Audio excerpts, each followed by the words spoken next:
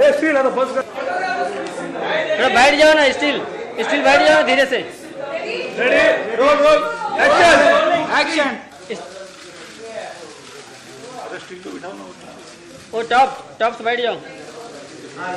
वो सिक्योरिटी बैठ जाओ।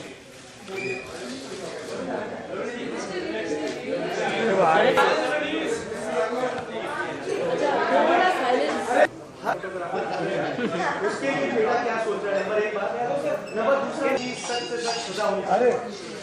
मैं आपका पहला सवाल का उत्तर देती हूँ। पहली बात तो ये जो पूरा कैंपेन है ये इसी को बेसिकली टैकल करने के लिए हुआ है।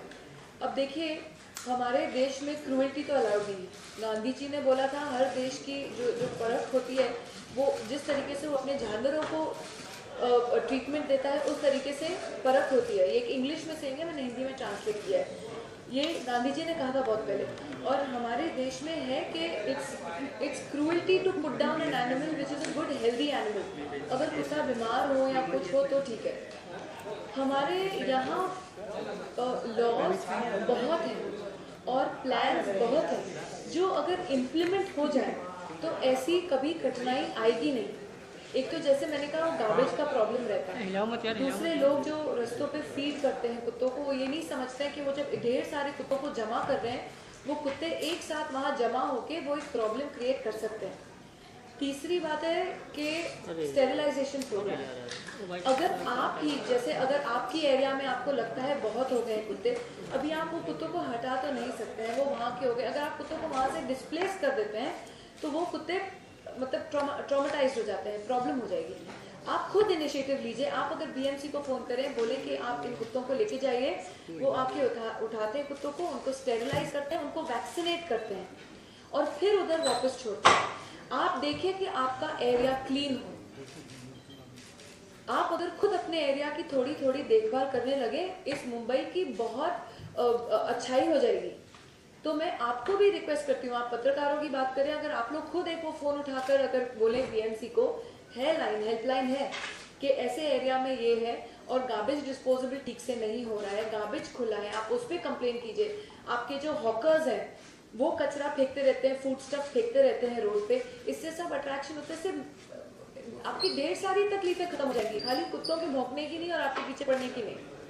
तो it is a slightly slow process, लेकिन अब इस सिचुएशन आ गई है, इसको कैसे टैकल करें ये एक जरिया है। प्लस इतने ढेर सारे पपीज हैं, लोग फलाना पैसा देते हैं, पेडिग्री कुत्ता लेके आते हैं घर पे, क्या फायदा है? मेरे हिसाब से वो ब्रीडर को आप चढ़ावा दे रहे हैं, क्योंकि वो जो ब्रीडर्स होते हैं सब प्योर नहीं होते। वो कुत्तों की इन ब्रीडिंग करते रहते हैं, हर 6 महीने पपीज करते रहते हैं। ना आपकी पपी हेल्दी होती है ना उसकी माँ हेल्दी होती है। उनको पैसे कमाने का बिजनेस पता है। So that is why I से यू अडॉप्ट। अब आप इस पिक्चर में देखेंगे ये भी जो है ये पोमेरेनियन है लेकिन मिक्स है, लेकिन ये भी अडॉप्टेड है। ये 6 पपीज बैल्कनी पे there was left on a terrace, right, when I got that. ये वाला जो पपी है ये मेरी बेटी का है एक्चुअली। इसको ऐसे टेरेस पे धूप में छोड़ दिया था, 6 पपीज को हो गए थे, मिक्स ब्रीड था तो मरने के लिए छोड़ दिया था जिनका ओनर था। तो ये पीटा वाले उठा के लेके आए थे और मैंने इस बच्चे को अडॉप्ट किया। इसको मैंने रास्ते से उठाया था। इसका नाम छोटू है। Isn't he beautiful? उसकी आंखें देखिए इतनी खूबसूरत है। लेकिन given the right love and the right care, ये ऐसे जंगली नहीं हो जाएंगे जैसे आप कह रहे हैं।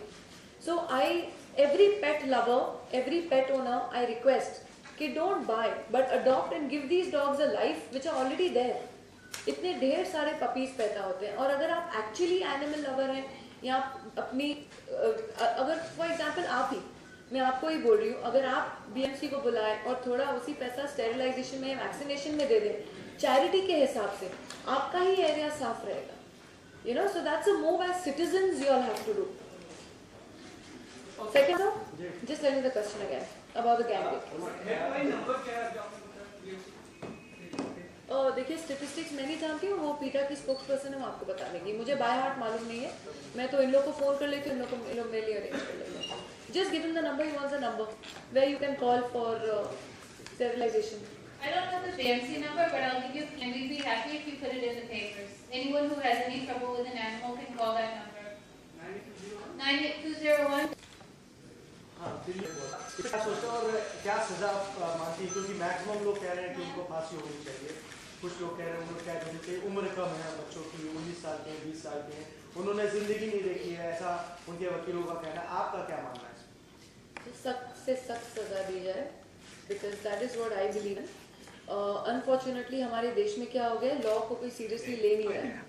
हमारे केसेस 20-20, 30-30 साल चलते रहते हैं, जब एक्चुअली टेररिस्ट की या ऐसे गुनहगारों की मरने का टाइम हो जाता है तब उनको लास्ट 5 साल जेल दिखा देते हैं, वो वहाँ अपना दम तोड़ देते हैं। उसका फायदा नहीं है, अपनी जिंदगी तो एंजॉय कर ली उन्होंने करके भी गुनाह, लेकिन ऐसी गुनाह भगवान करे किसी के घर में न हो।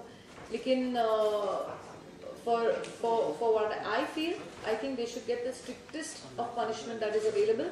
And this age thing is an excuse. ये हमारे देश में है कि 18 हम समझते हैं ये जो जुवेनाइल है, लेकिन आप पूरे एशिया का चार्ट देखेंगे, मैंने किसी पेपर में पढ़ा था, I think was it India Today or Newsweek, one of them, पूरा सब देशों का उन्होंने जुड़ा है।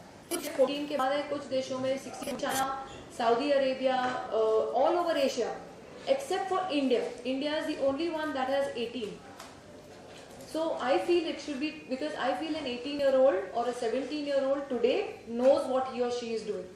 Cruelty comes from within. चाहे आप 5 साल के हो और आप किसी कुत्ते के बच्चे का टांग तोड़ रहे हो या किसी बिल्ली को मार रहे हो, या I think cruelty stems from them, from there, बचपन से start होती है। तो it is not something के he's 17 or 16 that he should be, I think they should be given the strictest of punishment. I was actually disappointed when he got 3 years in reform. और मैं request करना चाहूंगी कि जो जिन जजेस ने दिया है कि वो उसकी केस, और जो आप न्यूज चैनल्स में फॉलो करें कि 3 साल के बाद वो लड़का निकलता है, वाकई रिफॉर्म हुआ है कि नहीं। उसके बाद सब भूल जाते हैं कि वो रिफॉर्म घर से ज्यादा बड़ा क्रिमिनल निकलता है या एक्चुअली रिफॉर्म होता है। ये तो किसी ने आज तक पूछा है?